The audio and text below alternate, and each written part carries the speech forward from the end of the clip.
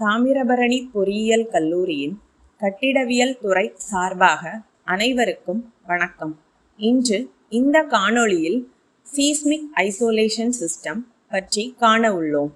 நில அதிர்வு தனிமைப்படுத்தல் அமைப்பு என்பது ஒரு கட்டிடத்தை அடையும் நிலநடுக்கத்தின் அளவை குறைக்கும் தொழில்நுட்பமாகும்.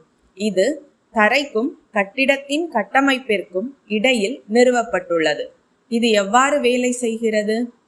நில அதிர்வு தனிமைப்படுத்தல் அமைப்புகள் கட்டிடத்தை தரையின் இயக்கத்திலிருந்து பிரிக்கின்றன.